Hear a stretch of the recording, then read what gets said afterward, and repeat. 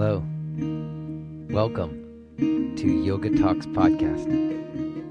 My name's Jay Brown, and it's good to be speaking with you again so soon.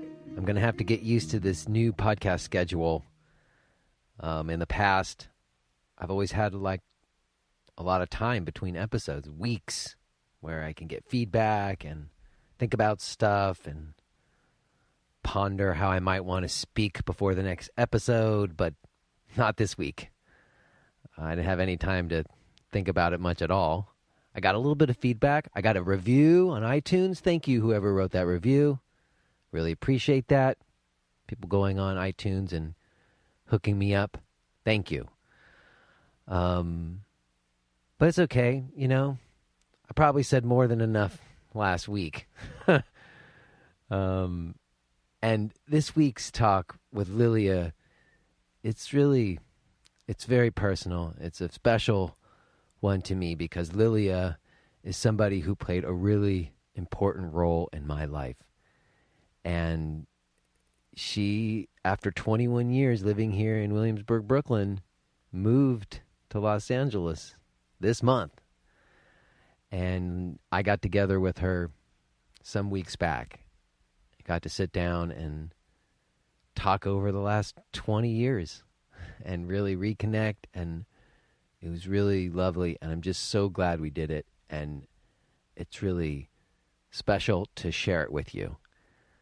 I guess there would be one thing to mention, and it bears relevance to what me and Lilia talk about. The 2016 survey of the yoga industry that I believe was last conducted in 2012. Maybe there's one in between, but the most recent survey conducted by Yoga Alliance and Yoga Journal of the industry came out. All the new numbers.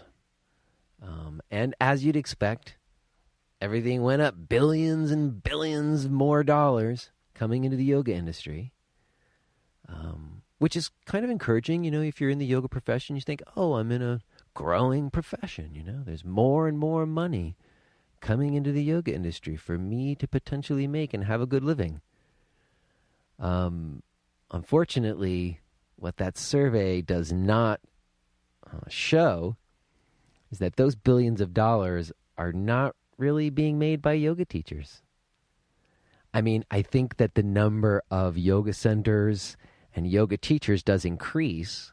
Like there's more teachers and more centers than ever before. So that certainly plays into the overall number of how much money is in the industry. But individually, those centers and those teachers, they don't make that much money. The billions of dollars that are being reflected in that survey I don't really think that's coming from teachers. That's other sectors of the industry, that's being made by people who know how to make that kind of money, not yoga teachers. And, I just think things have changed in some ways. But what hasn't changed is like how much yoga teachers make. I think in many respects, or not even in many respects, in actuality, yoga teachers make the same money they make now as they did then, like 15, 20 years ago. I use the same pay scale at my center that I was getting, essentially, for the last 20 years. That hasn't changed. Yoga teachers make essentially the same amount of money. What's changed is the cost of living,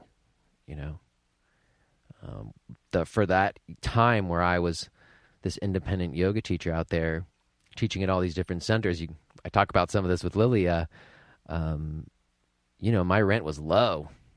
I didn't have very high rent. But that's changed. So, I just think it's something that we need to consider. Like the sustainability of yoga teachers. And the other thing that the survey showed, which is really kind of disturbing, is that people going to yoga classes are going to yoga classes at gyms and like large scale yoga centers more than small independent centers. And that's, I think, new. It used to be the other way around. It used to be that small independent centers were predominant because they didn't even have yoga at gyms, and they didn't have like corporate yoga centers. But that's changed. And I don't think that's just specific to yoga. I think that's in other industries too. It's like when I talked with Ray last week about Amazon. I don't know. I just think there's all kinds of shifts and changes happening. But there are a lot of things that haven't changed too, which have to do with like the heart and soul of what yoga teachers do.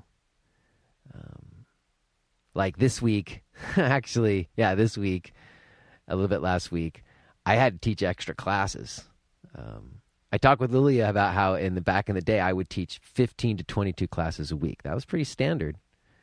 Nowadays, I teach 11, but that's like at my center right around the corner, you know? It's like if I were to drop this mic right now and just run as fast as I could, I believe I could get to the center within like a minute and a half. Like that's how close it is. So teaching 11 classes isn't that much of a stretch. But I have this one teacher who, she's great. She teaches a number of sort of off slots that aren't that easy to get filled, you know, like early mornings, or we do these 4 p.m. community classes in the afternoon, and you know, they're less money and they're kind of off times. And she got a gig doing this retreat center in Costa Rica for like a month. And she always hooks me up and covers all kinds of classes and is fantastic. And so, of course, I said, oh, I got to do your Costa Rica gig. And I got a number of them covered, but like there were just several classes that I didn't get covered. And normally I think I would just cancel them, you know? Like I don't want to deal, like they're not much money and they're not that many students. And if I'm too busy, I'm not going to deal. But I did have the time, and I just got this weird feeling like it kind of came over me, this voice in my head, and it was saying, oh, Jay, you think you're so big now, huh? You think you're the yoga center owner, huh? You're too big to teach early mornings and community classes, huh? You're just going to cancel those? You never would have done that back in the day, which is true. Like when the first couple years of the center, like I would never cancel any classes. I would just cover everything. Of course, I didn't have 2 kids and whatever. But that voice came in my head, and I got paranoid about that. I was like, oh. So I just taught them. I taught all of them. So I ended up teaching like, 3 or 4 extra classes. So I've taught 15 classes, which I haven't done in years. And, you know, it was a lot, I got to admit. It takes a lot out of you, not necessarily physically, because like I'm good about that in terms of like making sure that I'm not like hurting myself or depleting myself physically in my teaching, especially because I have, you know, like a therapeutic orientation or whatever. But at the same time, like just to be on that much and sort of present and engaging in the way that you have to be effective, it takes a lot out of you. And it definitely puts a strain on me when I get home because I have to do the same thing to be a good dad and a good husband that I need to do to be a good yoga teacher. So that's kind of the hard part, I think. It just takes a lot out of you that way. And the classes were small, but I like that. I mean, sometimes those 1 or 2 person classes they're even more special. People who normally in my class with larger groups, to then have like a 1 or 2 person class with them, it's kind of great. And I think that's where my hope lies right there, is like there's still the magic happening, you know, in yoga classes and between people. And that's what that survey doesn't show. Anyways, what does show that is this talk with Lilia, because it's between some friends and some friends who've been around in the yoga industry, and there's just a lot of heart in it. And yeah, I'm happy for you to listen to it. So thanks for listening. I have a couple of things to say on the other side, so listen through and enjoy.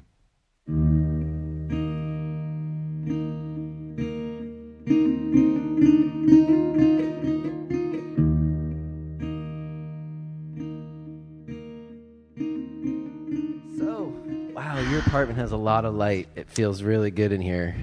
Very It's spacious, and sun is out. We really love it, and it's ironic that we're leaving it in a couple months. I know. So you're leaving. It's official. You're on your way out of here. It's only official when we actually find the place where we're going to move to, and my husband finds his commercial space. I see. But you're all but decided. We are going in for Thanksgiving for four nights to find both residential and commercial. We are going for 4 nights to find both. Yeah. Cool. Yeah. Well, I mean, before we talk about you leaving, Yes. we should talk about when you got here, which was a long time ago. You've been in Williamsburg for longer than I've been in Williamsburg. 21 years. 21 years. Wow. And you were really one of the first people. Like, I remember, like, I had friends who came out and they got like a place on South 4th Street. And it must have been, I don't know, 1996 or something like that, 97. And it was so sketchy. Yes. They got broken into and held up at gunpoint within a month, and they moved away. You'd basically run to the L. Yeah. And then run from the L to home. It was sketchy. And there was the El Cafe, there was Yeah. the corner bodega, and there was Planet Thai, and that's it. Yeah. Literally. That's it. But you staked your claim out here at first. You put a stake in the ground. Totally by accident, though. Totally non-intentional to open up Go Yoga. Well, let's talk about that happen. Okay. Like, I met you at Jiva Mukti, Right. and I can't remember. Like, I remember taking a class with you at the Lafayette Center, but I Yes. think that you were at the Second Avenue Center too. Is that right? I was. In fact, I was one of the few people to teach at Jiva Mukti without being Jiva Mukti certified. Because back in the day, in the first Jiva Mukti, that was before they had like an official Jiva Mukti method.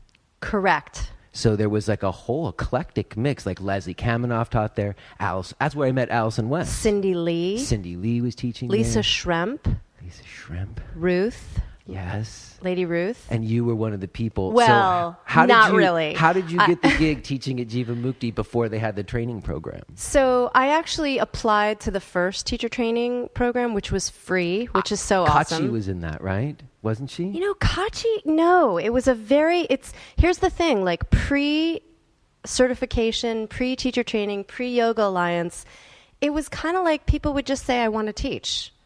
And there was no, where did you get certified? Do you have liability insurance? But, you know, like there was none of that. It was just if a studio owner or a director liked who you were and liked your style, and basically they had to take your class. So I invited Sharon Gannon to a class that I taught at New York Sports Club. And she showed up. Yeah. And it was awesome. And she basically invited me to start teaching. I mostly taught basics in the small room. There was that small room in the kitchen. Yeah, I don't know if you remember that. The back room, yeah. Yeah, I literally came in through the back door, right? The back wow. room. But then I did the second one, the second graduating class, which had a stellar lineup of Nikki Costello and Dana Flynn and Peter Rizzo. Yeah. And the list just goes on and on. Jessica Bellafato. So just an incredible group. And so then there was a time where they changed the policy, I remember, where they the training program got more formalized, and then they wanted to make sure that everybody was coming through the same training. Yes. I mean, gradually and slowly, I would say it was my training, the second training, where things really got serious and specific, and then the tuition was raised exponentially each year. Yeah. And there was tuition. There was tuition. I was the first class, and my teacher training was $2,000. Wow! And it lasted an entire year. Yeah, I remember. And we had free classes for an entire year. Yeah, but you guys had to do a lot of stuff. We did a lot of stuff. Yeah, I remember. Yeah, we had to practice Mysore Ashtanga for a month. There was that commitment to learn the series. Yeah. We had to spend time in an ashram. We had to memorize the Sanskrit alphabet. We had to teach, obviously. We had to give privates to Sharon and David. You had to give private lessons to Sharon and David. I believe I gave Sharon a private, if I'm not mistaken. But one of my fondest memories at Jiva Mukti when it was on 2nd Avenue was I was subbing a class, a 6:15 class, And Sharon said, David's giving an in-class private in your class. And I thought, oh, okay. And then she said, and it's Sting. And I was like, what? See, and I so remember that. Do you remember? I remember when Sting and Madonna showed up. Like, after they showed up, and I think they might have mentioned that they practiced there somewhere in some kind of press outlet somewhere. That was when you could no longer get into the evening classes. Yeah. You had to call and pre-register. And then I stopped going to evening classes. It was only like the 10 and 12 classes. Right. Yeah. I know. It was a crazy scene. I mean, Wow. Mike D and Russell Simmons and, it was, and Christy Turlington was getting privates from David in the back room, and Wow. it was a scene. But it wasn't a scene too. At the same time, it was like, that's what I remember. I remember it being a really authentic. That place. I don't know. It was very formative to me. Yeah, me too. And you opened a center, and I opened a center. Both, Yeah. I think, kind of trying to get back to that original feeling. Yes. Of like an intimate place. Yes. Where you got to know teachers. Yeah. You know? It was like a family. It smelled like Nag Champa. To this day, I have like a Pavlovian response to Yes, Nag Champa. I do too. It's funny. From I that do too. place. It just like as soon as it hits my nose, I'm like, yoga. Yeah, totally. Absolutely. And those creaky stairs and the carpeting when it was on 2nd Avenue. And then inevitably, I mean, this is something I struggle with all the time. Inevitably, nothing stays the same. Everything must change, right? And so, of course, Jivamukti had to expand and take on a bigger space. And It was clear. I mean, the classes were selling out. Yeah. Which is actually bad business. That space, like, it didn't have a reception room. It was like the hallway. Yep. The top of the stairs. The top of the stairs was like a little wood thing they built right there. Yeah. Yeah. Oh, yeah. So made sense that they would have to It was great. find another space.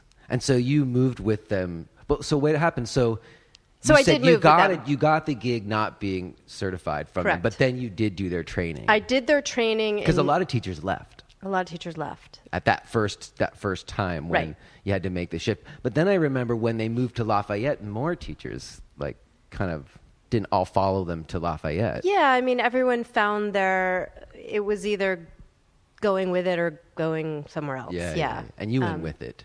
I did. I mean, the training was incredible. I mean, it was such a thorough, comprehensive, integral approach to yoga, you know? I mean, we learned so much more than just asana. And yet the asana was really strong because they taught it themselves, whereas with these big trainings that come about, it's all mentors. Right. You know, and you choose a mentor. And so it was really special, and it felt very authentic. I mean, I know that when I was going to Jivamukti, they were just there. Sharon and Dave All were there the all the time. time. All the time. So, Teaching a lot. Yeah, I took their classes. Me so too. I think now folks who know Jivamukti yoga, they learn what they taught. I think it's been passed from teacher to teacher. Yeah. But there's a thing about like actually being there in the room with someone and on a regular that transmission, right? interacting with them, you know. Although it wasn't like I ever really talked with Sharon and David. They weren't like, I was in their class a lot, but they never talked to me. Right. You know. But how was it different? How was it different when you went to Lafayette? Did things change? Very much so. I mean, Because it was a totally different space, and they had like the waterfall. And it was stuff. huge, and it was, there were 3 practice rooms. I think it was Brahma, Vishnu, and Shiva were the 3 practice rooms. And there was a meditation cave, and there were private rooms. And I actually was also simultaneously at the same time that I did the Jivamukti teacher training, I went to the Swedish Institute. And so I became a licensed massage therapist simultaneously. So I started doing massages out of Jivamukti on Lafayette, and I also gave Sharon a massage. But she came to my home, which was really, I know, Wow. that's the thing. Like, what was your relationship like with her? I mean, I still feel the utmost respect and appreciation, and I will be eternally indebted and grateful to Sharon and David for creating the Jivamukti method. Had it not been for Jivamukti, there would not have been Bhava. There would not have been Go Yoga. There would not be Kula. There would not have been Om. I mean, I can get Allison West, Yoga Union. It's all coming from that original seed, you know. I agree. I mean, they ingratiated me to yoga, and I'm forever grateful. Yeah. And So I don't remember ever taking your class at the Second Avenue place. I kind of like picked my teachers and only went to those teachers, if I remember. But I remember taking a class with you at Lafayette. Really? And I didn't take a lot of classes at Lafayette because I had already started studying with Allison and kind of wasn't only going to Jivamukti anymore. Right. But I wanted to like go to the new center and see it, and kind of like, I remember there was like a point where I wanted to try to connect with other teachers that I thought were really strong teachers. Like I just wanted to know who they were out there. Yeah. And I'd taken several classes at the new place, and I was kind of like disappointed. Like it didn't feel like the old place, that's for sure. Right. And they were newer teachers coming out of the training. Right. So they were greener, and they didn't carry the same weight behind it. Absolutely. But then I happened into your class at the Lafayette place, and I was like, oh, that's Jivamukti yoga practice. I remember specifically thinking, and I wrote your name down. Like before I knew you or anything, I was like, Lilia Mead, she knows how to teach Jivamukti yoga. Oh my gosh, that's so sweet. That must have been 1998. It was early on. And so later on, 97. when I came across you again, your name was still in my mind from someone I always wanted to like, felt like I could connect with or whatever. And you were already teaching yoga in 1999 when I was. opened? I mean, at that time, I was only teaching like privates. I wasn't teaching. I had one group class. It's a funny story. Hannah, what's her last name? Carrie. I don't know. Anyway, she used to go to the old Jivamukti. And it's like you said, like back then, if you showed up a lot, people would just sort of get to know you, and that you were like a serious practitioner or something. Yeah. Well, we had parties. We had potluck. There were talent shows. Remember, there were these. Gosh, that's right. And there was. There was kirtan. Regular. There was regular kirtan and satsang, and Sharon Gannon would beg us to stay for this guy Krishnadas coming. Oh, right. She was like, "You guys have to stay," or Shamdas, or Bhagavan Das is in town. Please, guys, stay. And it was like 6 people chanting with Krishnadas, and it was free. Yeah. And there was prasad, and those days are gone. Well, it's definitely changed, and I know that.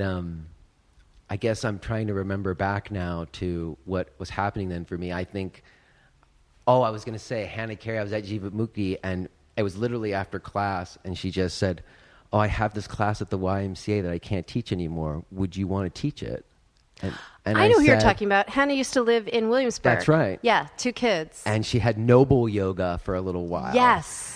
And she handed me my first group class at the Greenpoint YMCA. Wow. Which I taught for a while. And you were living in Greenpoint at the time? No, I was in East Village or Lower East Side at that point. Okay. But then I remember I was like trying to venture out and find some classes, and I was teaching at Bava. Peter Rizzo opened the place on 6th Street. Did Bava predate Go? Barely. Barely, because it had opened. And then Gab Casper came to my class at Bava. Okay. And she was into it. And she was teaching a class out of her apartment. Yes.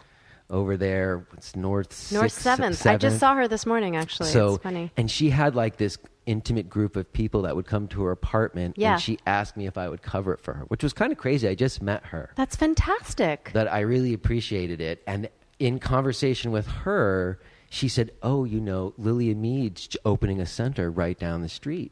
And I was like, Lilia Mead, I had written your name down. Right. And I walked over, and I remember like it was kind of closed. It hadn't opened yet entirely. You were working on it or something.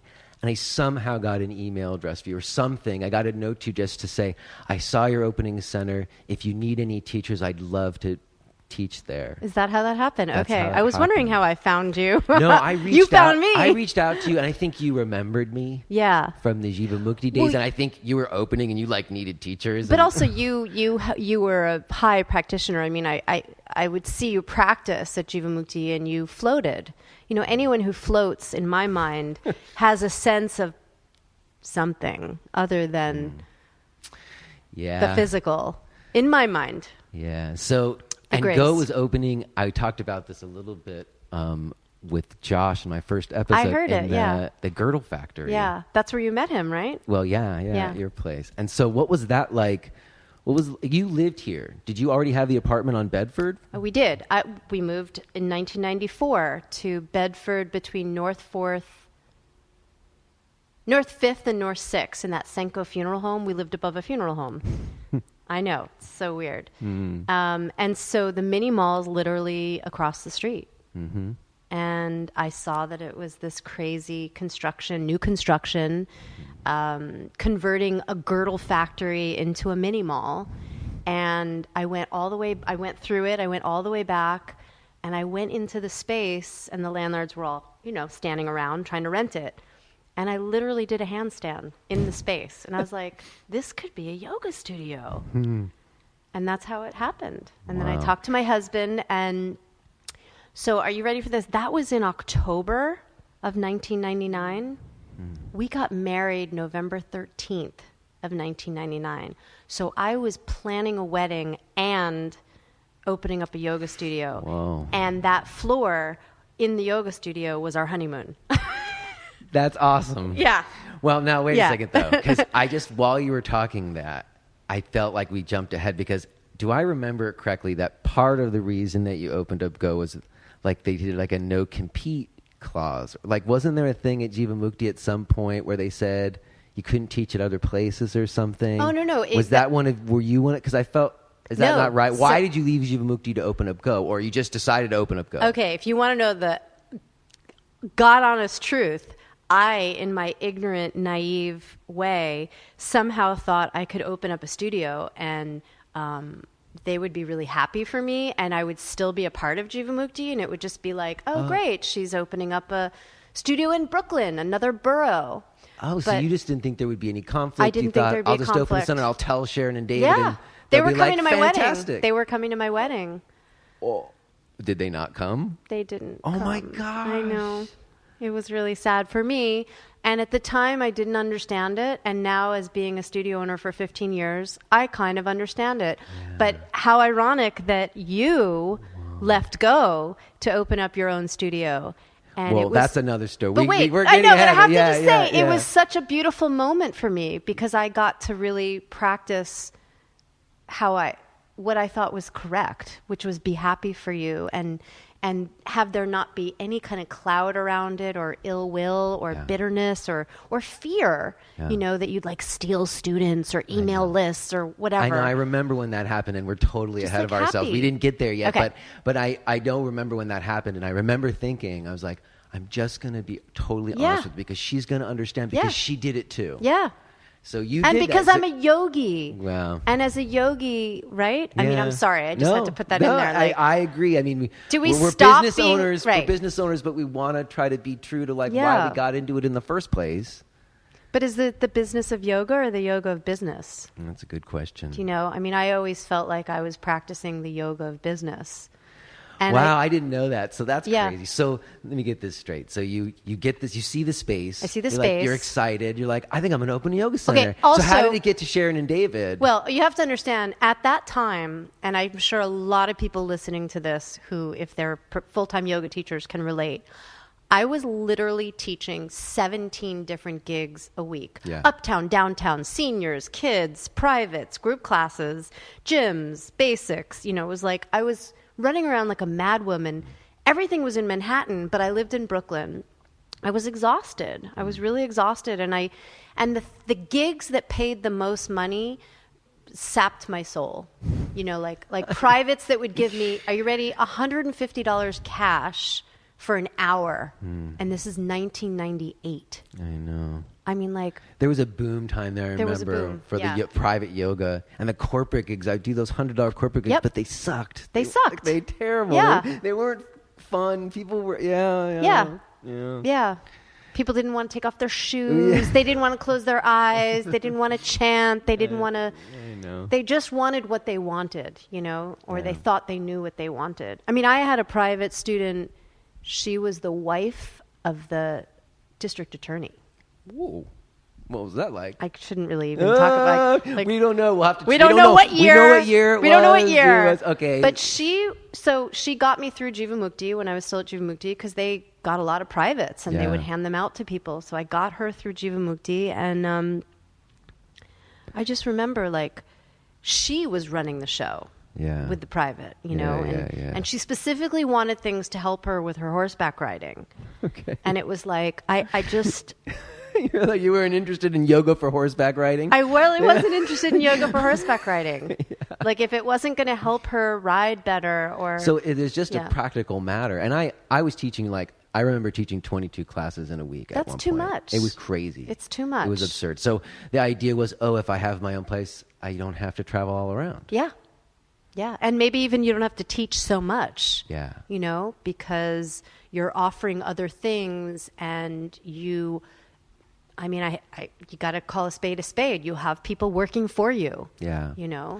And so had you signed a lease already before they found out, or how did they find out? That's interesting. I told her. Yeah. I had a meeting. I went in and I thought it was going to go differently than it went. Let's put it that way. You went into the meeting thinking you were going to come out with hugs and celebrations, and it didn't happen that way. And this is, mind you... So how did the meeting go? Well, so it was okay. The meeting was okay. It was the next couple days that I heard the news, and it was very upsetting. The manager at the time just said, What did they say? I mean, it was essentially you're fired.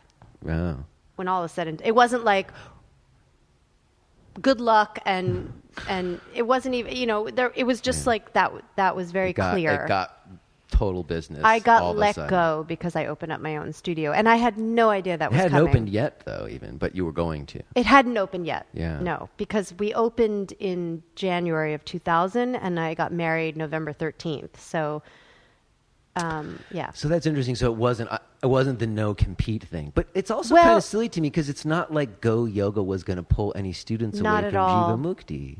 And the irony is, I'm teaching there now. Which is really beautiful. I'm teaching pranayama every Thursday at 4. Wow, when did that start happening? This just started a month ago. Closed? You started teaching there again? I love pranayama, and I've always loved it, and I've been studying pranayama with my teacher, Jenny Capular, for about 14 years now. A little bit after 9/11, I started going to Jenny, and I teach it as its own thing, just for an hour. Straight so it's not class. asana, it's not chanting, it's not meditation. It's like we're so really. So wait, did you reach out to Jivamukti? How did you end up back there? Since wait a second. Okay. So first of all, they find out. How do they find out? Do you know about Go? How does? Oh, you told them. That's right. You told me. You told Sharon and David about the studio, and then after they found out, they said sorry. They kind of sever the relationship with you. It's so long ago now. It's 16 years ago that this happened. I'm not even 100% clear the language or like what went down. All I know is that it wasn't good. Yeah, and you were surprised. I was surprised. I was disappointed. I was a little devastated, frankly, at the time. But with the hindsight, I get it. Like I have that. Totally. I get it. Yeah. Like it's not okay to open up your own studio and still think you're going to teach at the studio where you were teaching. It could have been, but it could have been. It didn't make a lot of. It wouldn't have made sense, and frankly, because once you opened up the new place, it wasn't like you were going to go be teaching in other places necessarily. I never taught anywhere else in the 15 years that I had Go, except for That's right, because once you have your own place, that's kind of where you're going to put all your energy. That's where you put all your energy. And that's what I wanted, to really focus my energy. Jivamukti couldn't give me 15 classes a week. Yeah. And no studio can give any yoga teacher 15 classes. No. They can't even give them 10 or 8. I mean, if you got a really diehard person, you could probably get them like 6 or 7, but that's kind of probably the most. And that's if they do a couple back-to-backs or something, right? Yeah. So anyway, you know, I know the schedules, But it was okay. I mean, I was sad. I was really devastated and heartbroken for a long time, and there was a bad taste left in my mouth. And at the same time, I always deep down loved and respected them, and knew that they loved and respected me. And since closing Go, and even a little bit before closing Go, I would go back for people that I felt really connected to, like Lady Ruth. She was still there. She taught this morning. That's I didn't go this morning, but she is still there, and she's so. To me, when I go to her class, it's like going to a temple. Like she's like my rabbi. She's just so. She's so the real deal. And there's no pretense. There's no. I just love her class. Well, Yeah. All right. So then you opened Go. And what year, do you remember what year it was when Go opened? 2000. 2000. It was the doors opened. Did you start right at 2000? I was there at the beginning. So we opened 2000 and went through to almost the end of 2015. I remember that being it feeling like the old Jivamukti. It like had that like grassroots feel. I mean, my intent was always to create a practice space that felt like practicing in your living room with family and friends. I mean, I know that I made it kind of my home. Yeah. Because I felt supported there. Yeah. There was like a lot of other places you would teach at. We just felt like you were scrutinized in a certain way, or where the owner wasn't a teacher. That was always the difference. Like if somebody who was like employing me didn't really know what it was to teach a yoga class. Right. It was always felt different. But you were a teacher and you knew what it was and you were like wanted us to do good classes, and so you were supportive. Yeah, and you were my teacher. I took your class. You would come some, I remember. And I remember for me it was a really big deal because I sort of made a transition while I was teaching at Go. Like I started at Go teaching kind of one more Jivamukti style. And then I moved in a slightly different direction, and it got slower and I got simpler. And I remember having a meeting with you where somebody had sent you like an email saying, you know, Jay's doing the same thing every time. And you asked me, you're like, are you doing the same thing every time? Like same poses, same language. Program. Yeah. And I said, I am, and I explained to you why, and you were kind of intrigued but concerned. Yeah. And I just asked, I said, would you give me a little time with it? Yeah. I think there are going to be some people who are into it and some people aren't. Yeah. And you were like, okay. And you like, I mean, granted, my attendance was really good. So you were giving me leeway, but you gave me that leeway. And then later on, you came and you kind of understood what I was doing and you allowed for there to be diversity like they used to at the old Jivamukti. Yeah. No, I did. And I saw what you were doing. I mean, I studied with Jessica Char myself at Omega many years ago. And I'm all in with the breath-centered practice and how ultimately, you know, I mean, it's the breathing in the asanas, for me at least, that make it yoga. Like they really make it transformational, and it creates this beautiful bridge between, you know, the physical and the spiritual, or the body, the material and the you know what I'm trying to say. I like do. Lower chakras, upper chakras. It's just this connecting, and in a lot of classes it's missing. And you leave a lot. I leave a lot of classes, and I'm very selective now, but I leave a lot of classes and I was like, technically it was good, you know, hands-on, the playlist was nice, but it's like it was missing that soul, that spirit that was truly transformational. So well, I just was so appreciative because the other things that people were saying to me at other centers were like, oh, well, the other 10 a.m. on Tuesday is a power class and that one's really packed. Yeah. Can you teach your class more like that?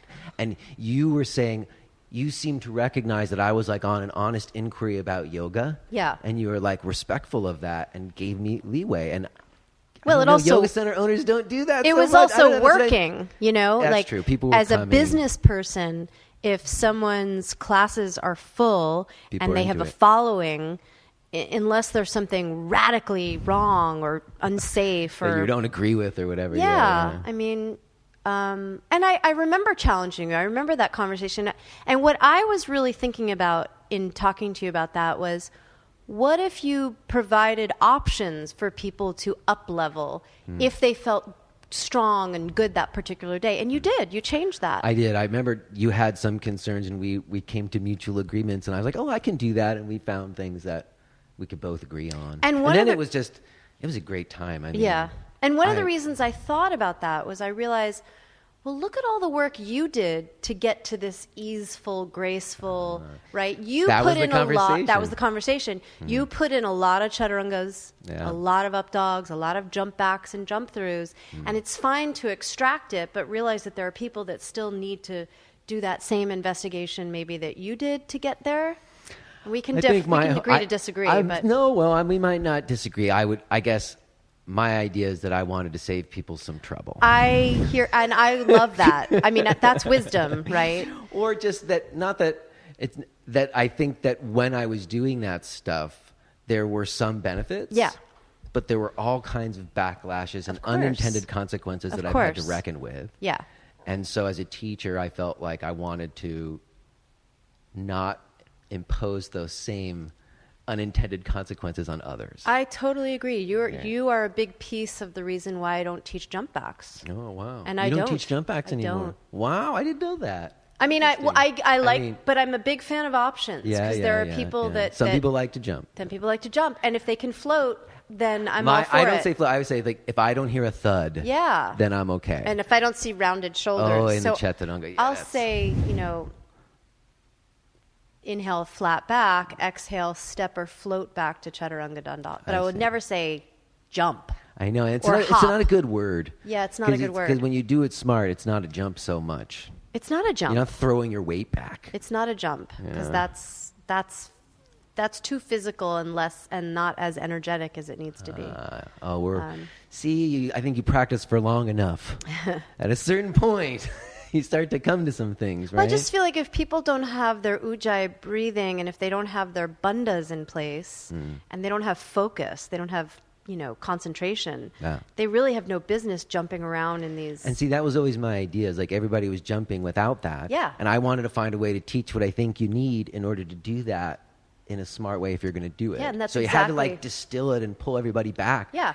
Not everybody's into it, but that's fine. I don't. Well, again, for me, I'm just so grateful because you gave me the space to grow as a teacher. Sweet. And then, like you said, when the time came for me where I felt like I had to have my own show. Yeah. Not that I wasn't supported by you, but for much the same reasons, it was really pragmatic. I was looking at starting a family. Yeah. And it's sort of like you hit a ceiling. Like there's only so many classes you can teach in a week. Yep. There's only so much you can make per class. Yep. And so you have to start looking for other possibilities. And part of that is being able to make some money off other people's classes. Yes. But I think also it was about having a platform. Like yes. when you have your own space, you have like your own place to launch whatever you want to launch from. Yeah. And then train your own teachers as well, the way you want them to be teaching at your space. Yeah. Exactly. So again, I remember for me when I was first thinking about moving. I was going to move upstate. I remember that. Yeah. And also You met your wife at my yoga studio. I met Audrey at Go Yoga, absolutely, in the Girdle Factory before 6th Street. Yes. Oh, we didn't talk about that. You moved from the Girdle Factory to 6th Street. Yes. So how many years were you in the Girdle Factory before you had to move because the rent got too high? Yeah. So after the first lease, they jacked it up that much? They doubled the rent. After 5 years? Yeah. Wow. I started out at, I don't know, under 2,800. Wow. And it was 5 by the time I was going to renew. And I was like, I can't do it. Yeah. There's just so much you can raise a yoga class or a rental mat or a monthly unlimited. We were already at the low end of pricing. Yeah. So you guys lucked out and got that space around the corner. I will say, as I knock on wood, my karma and my timing of things have always been really just aligned. I mean, this space, it was called Satya. It was a yoga studio for a year. Oh, I didn't know there was actually a center there. We took over we took over, everything was constructed in there. Oh, and it just didn't fly? It was owned by a non-yogi. See, so you don't have any, I said that recently to Elena, if you don't have like a student base to go off of or some kind of reputation. Or just like, what's your vision? What's your purpose? What's your mission? How are you going to direct your front desk and how are you going to find teachers? I mean, like, the hiring of teachers was one of the biggest things I did in 15 years. I vetted every single person that was in there. Yeah. There was not, it wasn't just like someone would send me an email and I'd give them a class. Like a resume. No. You never got a gig from a resume. I didn't have a resume. No. You might get an audition. You might have someone say, oh, let me come take your class. Yeah. But and the yoga center would come to take your class. Yeah. That's crazy. I know. It's crazy. It's crazy. Yeah. It's well, crazy. It was nice that we were able to do it, though. We made the move, and it was pretty seamless. We literally walked the props over. Yeah. It was around the corner. It was great. And everybody just followed right over. Everyone followed right over. It was cool. The early 2000s was amazing. I mean, from 2000 to 2004. It was like a golden time. It was a golden time. Because it just there was people coming, Yeah. and I was making good money. Yeah. And, Don't you feel like you were making better money then than you do there now? was a couple years there where like I was making a lot of money. Yeah, I know. Whether it's classes or and then the cost of living was less, and the metro was less, and it's.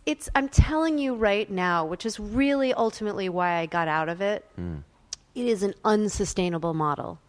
A sole proprietor, one room yoga studio. It's going to be extinct. I mean, I hate to say that to you. Why is it's okay? I have no blinders on, but like, is it unsustainable just because of the real estate, which is what I wrote recently? Mostly real estate. Yeah. But also competition. And if you have any kind of integrity and any kind of sense of allegiance to the purity of yoga, if you could call it that, if that even exists, like, if you're willing to sell your soul, then by all means, you'll be fine. But I don't even know what that means. Like for a single proprietor, one room yoga center, like what selling out means. But I do want to go back because like before we started talking to you, selling yoga classes for $3.75. Well, that's true. But Groupon. Well, we'll talk about Groupon. But to me, like you did mention, like kind of before we started having this conversation, that other yoga centers opened up in Williamsburg. Yes. And that when they opened up, it totally hurt you. It was literally the writing on the wall. It was the beginning of the end. Yeah. And you said it was a lot. Like, you said 50% of your revenue went down after the center opened up 2 streets down.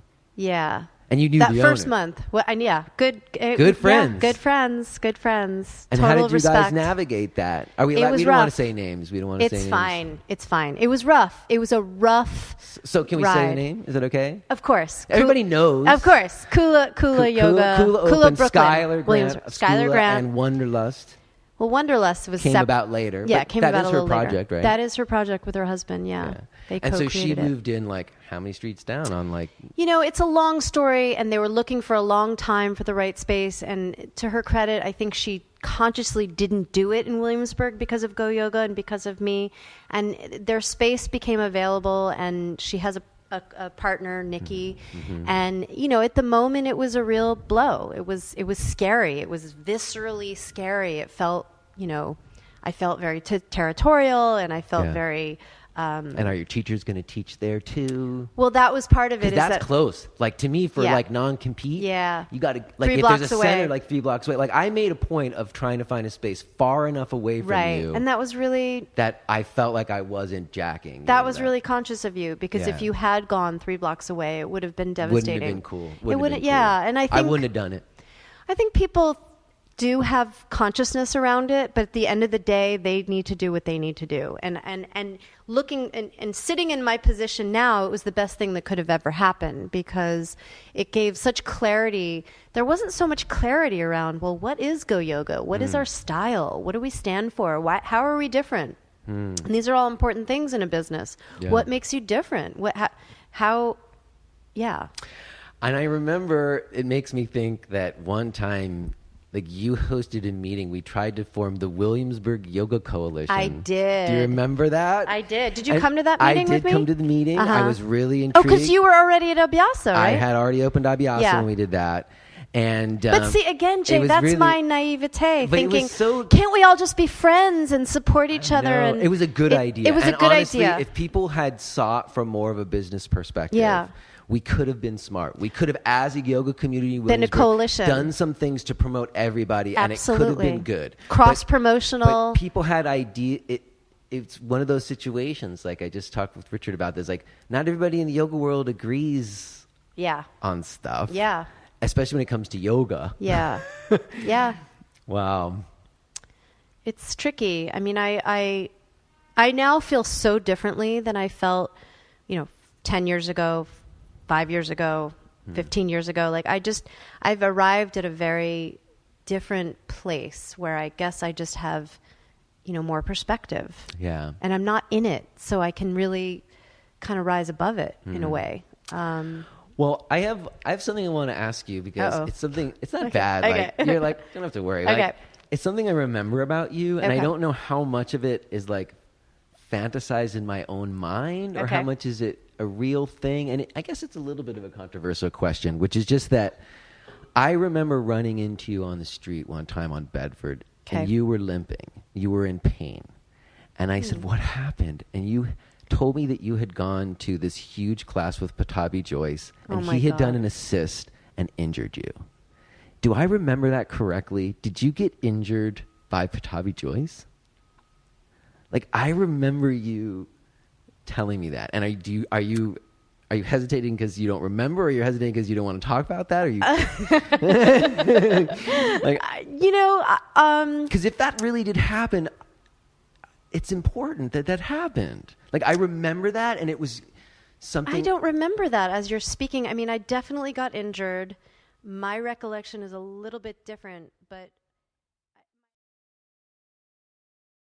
If you are hearing this message, then you're listening to the free version of J. Brown Yoga Talks. To hear the rest of our conversation, please subscribe to Podcast Premium at jbrownyoga.com/premium.